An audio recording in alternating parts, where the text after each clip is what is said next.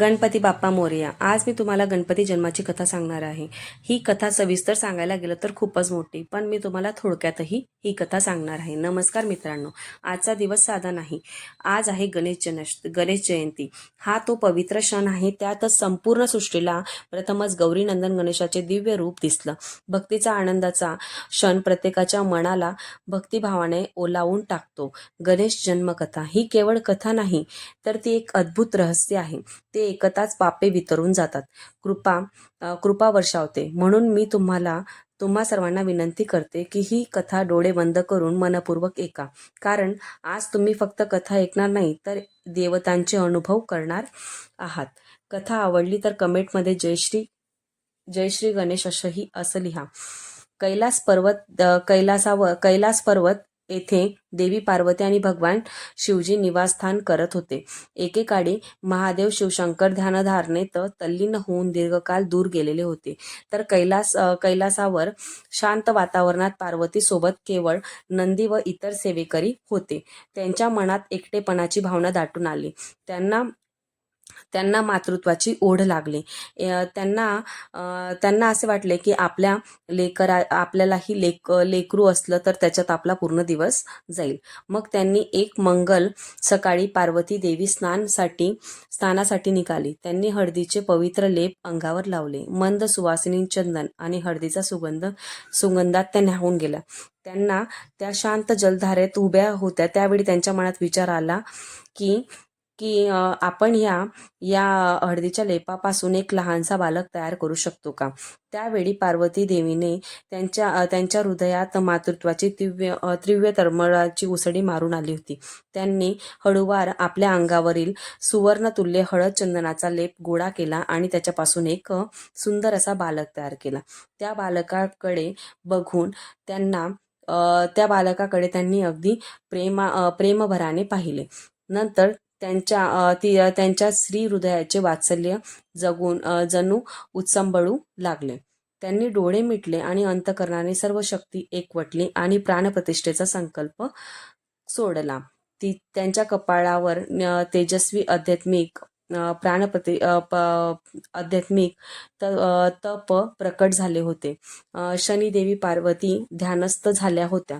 नंतर थोड्या वेळाने अचानक त्या बालकास प्राणदान करण्याचा त्यांनी मंत्र जपत राहिल्या. अचानक त्याच्या हातातील मूर्तीत कंपन जाणवला आणि त्यांना वाटले की आता हा बाळ तयार झाला आहे. त्यावेळी त्यांनी त्या बाळाला माझं बाळ हे असं नाव दिलं. त्यांनी त्या बाळाचे नामकरण केले नव्हते. ते त्याच्यासोबत दिवसभर जणू कैलास पर्वतावर जणू आनंदाची बातमी आली होती. सर्वीकडे आनंद होता. ते बाळाला दररोज खेळवीत असे, त्याला खाऊ घालत असे आणि त्यांना विविध देवदेवतांच्या काही कथाही सांगत असे आणि तो बाळही एकटक लावून पाहत असे. तो बाळ खूपही आज्ञाधारक होता. एके दिवशी त्यांना मंदाकिनीच्या पवित्र जलाने स्नान करायची इच्छा झाली होती. सूर्य मृदू प्रकाशाने पुत्राला जवळ बोलवलं आणि निरागस बालकाला सांगितलं की माझ्या आज्ञेशिवाय कोणालाही आत येऊ देऊ नकोस. त्यांच्या शब्दात अपार विश्वास आणि ममतत्व दाटलं होतं. बालकाने दोन्ही हात छातीशी आणून नतमस्तक होत गंभीररीते उत्तर दिलं की आई, तू निर्धास्त राहा. मी प्राणपणाने तुझ्या दारी पहारा देईल. तुमची आज्ञा माझ्यासाठी सर्वोपरी आहे, असं बोलत त्या चालल्या गेल्या. नंतर तेथे अचानक त्या दिवशी कैलास पर्वताच्या पायथ्याशी एक दिव्य प्रकाशाच्या प्रभूने युक्त मूर्ती अवतरली. भगवान महादेव शिवशंकर आपल्या दीर्घ ध्यानानंतर आपल्या निवासस्थानी परत आले होते आणि त्यांच्या मनात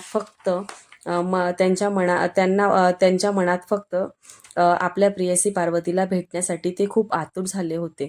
कैलासच्या शिखरावर पाहताच तर ते त्यांच्या गणांना मागे थांबण्यास सांगितले आणि स्वतः पुढे चालत गेले. मात्र त्यांच्या गृहाजवळ म्हणजे घराजवळ पाऊल टाकलं तर तिथे एक लहानसा बालक होता. त्यावेळी त्यांच्या मनात प्रश्न आला की हा बालक कोण असेल. तो पार्वतीच्या सांगितल्याप्रमाणे तेथे त्या दाराशी पहारा देऊन बसला होता. त्यांना म्हणू लागला की माझ्या आईचा आदेश मी मोडू शकत नाही आणि मी तुम्हाला आत जाऊ देऊ शकत नाही. त्यावेळेस शिवशंकरांनी सांगितले की मला आज जाऊ दे, तुला माहीत नाही आहे मी कोण आहे, मी शिवशंकर, पार्वतीचा पती, तू मला रोखू शकत नाही. त्यावेळी त्या बालकाने सांगितले की नाही, मी तुम्हाला आज जाऊ देणार नाही, कारण मला आईची आज्ञा पाळायची आहे.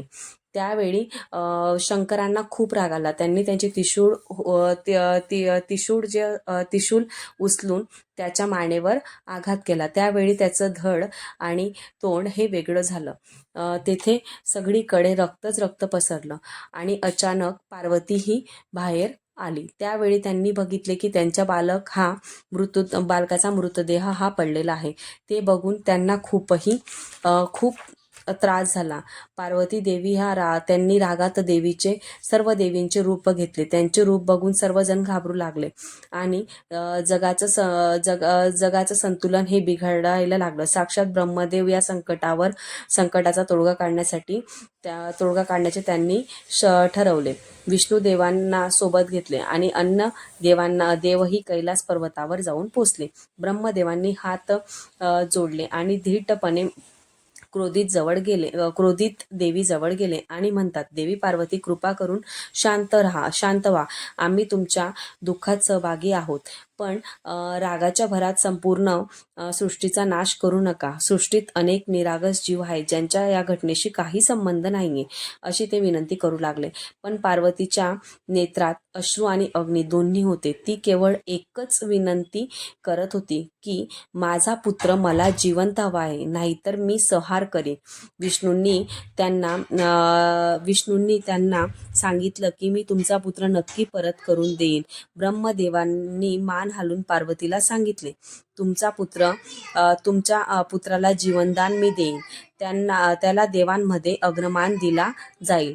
पार्वतीचे अश्रू थांबत नव्हते. त्या शांत झाल्या. माझा बाळ करत असे म्हणू लागले.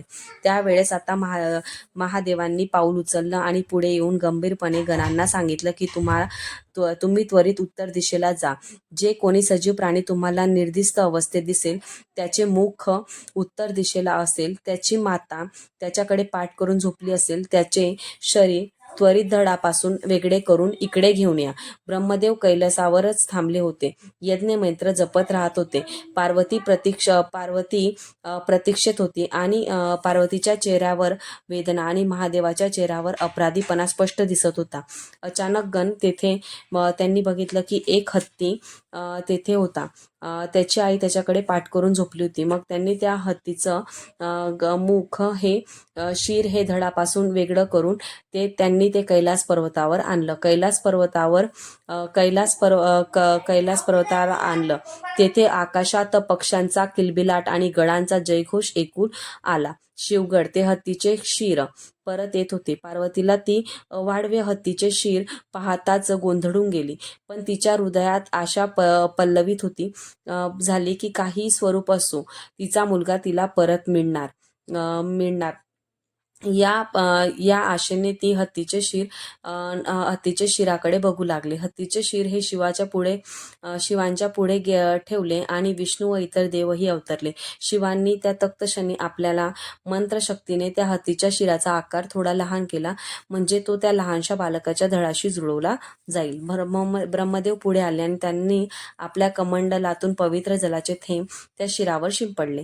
महादेवांनी आपल्या त्रिशूलाच्या टोकाने बालकाच्या धडावर काही दिव्य अक्षरांनी अधोरेखा कोडली. ध्यान स्थितीत डोळे मिटून मंत्र जप करू लागले. पार्वतीचे अश्रूने बालकाचा देह आधीत नावला होता.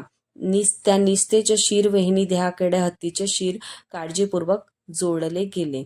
ब्रह्मदेवाने कमलाच्या फुलांनी अमृताचे काही थेंब त्याच्या तोंडावर टाकले. देवतांची महिमा प्रकट होऊन संभाव्य चमत्काराकडे निखळ आशेने पाहत होते. पार्वतीचा श्वास रोखला गेला. हा क्षण फार मौल्यवान होता. शिवांनी उच्चारले, ओम तत्सम. अरे, या आपल्या तपोबलाने त्या शिरी प्राणप्रतिष्ठेचा मंत्र फुंकला. एक तेजस्वी प्रकाश पार पडला. काही क्षणातच तेथे पार्वती व्याकुळ होऊन तिने पुकारले, बाळा. तेवढ्यात त्या चकाकत्या प्रकाशातून एक हालचाल आली आणि बालकाचा निर्जीव देह हलला. त्या हत्तीच्या शिराने युक्त अशा शरीरात संजीवनी संचारली. बालकाने त्या हत्तीचे मुख डोळे मंदपणे उघडू लागले आणि उघडल्यानंतर तो त्याच्या आईकडे धावत गेला आणि त्याने त्याच्या आईला मिठी मारली. तिचं आयुष्य त्यावेळी त्या आईला फक्त एकच प्रश्न पडला की त्याचं त्याच्या रूपाने त्याचं आयुष्य खूप कठीण होणार आहे. लोक याला पाहून चेष्टा तर करणार नाहीत असे प्रश्न तिच्या आईच्या मनात येऊ लागले व आपल्या मुलाच्या भविष्याची चिंता ती करू लागली. तिच्या डोळ्यात अश्रू होते. शिवाने तिच्याकडे क्षमाशीने माफ कर, मी पुत्राचा वध करून तुला दुःख दिले असं पार्वतीला ते म्हणू लागले. तरी तिच्या डोळ्यात अश्रूच होते, कारण की तिला वाटले की माझा बालक असा आहे, त्याच्यामुळे त्याला कोणीही जास्त मान देणार नाही. त्यावेळी तिच्या हातून मला एक चुकीचा अनुभव आला. वरदान देऊ इच्छितो. पार्वती देखील आपल्या मुलाला हाताची सावरत उभी राहिली. सर्व देवतांचे लक्ष त्या आगळ्या प्रसंगाकडे लागले होते. शिवांनी आपल्या करुणामय स्वरात घोषणा केली, आजपासून हा बालक आमचा पुत्र नव्हे तर समस्त शिवगणाचा अधिपती म्हणून ओळखला जाईल. ओळखला जाईल. याचे नाव गणपती असेल, गणाचा स्वामी. पार्वतीने आनंदाने ओढणीने डोळे टिपले, आपल्या मुलाकडे अभिमानाने पाहिले. भगवान शंकर पुढे म्हणाले, फक्त इतकेच नव्हे तर पुढे ज्या कोणत्याही शुभ कार्याची सुरुवात होईल तेथे माझ्या मुलाच्या स्मरणाने आणि पूजनानेच होईल. सर्व देवतांमध्ये त्यांना प्रथम पूजनीय ठरवले.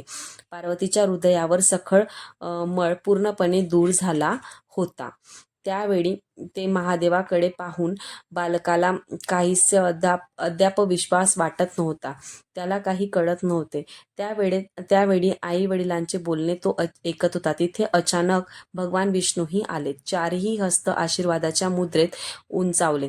हे बालक गणेश त्यांच्या प्रेमळ आवाजात उच्चारले, मी तुला वरदान देतो की तू बुद्धी आणि सिद्धी या दिव्य गुणांचा अधिपती होशील. जे भक्त तुझे स्मरण करतील त्यांच्या सर्व विघ्नांचे नाश होतील.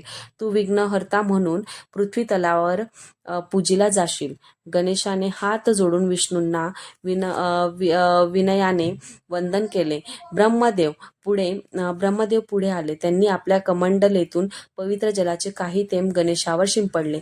मी सृष्टीकर्ता ब्रह्मा तुला आशीर्वाद देतो की ते मंगल स्वरे म्हणाले, तुला अनंत विद्यांचे ज्ञान लाभो. तू महान ज्ञानी आणि विद्वान म्हणून ख्याती पावशील. सर्व जीवांचे तू कल्याण करशील. लहान गणेशाने ब्रह्मदेवांना वंदन केले आणि त्यांच्या कपाळावर सुंदर तेजाची लाली झडली. अशा पद्धतीने त्यांना सर्व देवतांनीही आशीर्वाद दिले. ही कथा ज्यावेळी घडलं त्यावेळी तो दिवस होता माघ महिन्यातील शुक्ल पक्षातील चौथीच्या या पवित्र दिवशी आपण गणेश जयंती म्हणून हा प्रसंग भक्तिभावाने साजरा करतो. गणपती बाप्पा म्हणजेच गौरीनंदन गणेश हा बुद्धी आणि सिद्धीच्या अधिष्ठात देव आहे. जेव्हा जेव्हा भक्त संकटात सापडतात तेव्हा प्रथम गणपतीचे स्मरण करतात. प्रत्येक शुभ कार्याच्या आरंभी आपण गणपती बाप्पा मोरया असे जयघोष करून आवाहन करतो. अशा पद्धतीने गणपती बाप्पांना सर्व देवतांमध्ये श्रेष्ठ असे मानले जाते. या दिवशी तुम्ही गणपती बाप्पांच्या मूर्तीचा पंचामृताने अभिषेक करा. त्यांना लाल फूल आणि दुर्वा 21 किंवा 11 दुर्वा या वाहून द्या आणि त्यांना मोदकांचा नैवेद्य नक्कीच दाखवा. मोदक नसतील तर तुम्ही गुळ किंवा खोबऱ्याचा नैवेद्य देखील दाखवू शकतात. यामुळे तुमच्या आयुष्यातल्या ज्याही अडचणी असतील ते विघ्नहर्ता हरून नेईल. अशा पद्धतीने तुम्ही गणेश जयंतीला पूजा करू शकतात. अजून अशा व्हिडिओसाठी व्हिडिओला लाईक करा, शेअर करा आणि चॅनलला नवीन असाल तर सबस्क्राईब नक्की करा.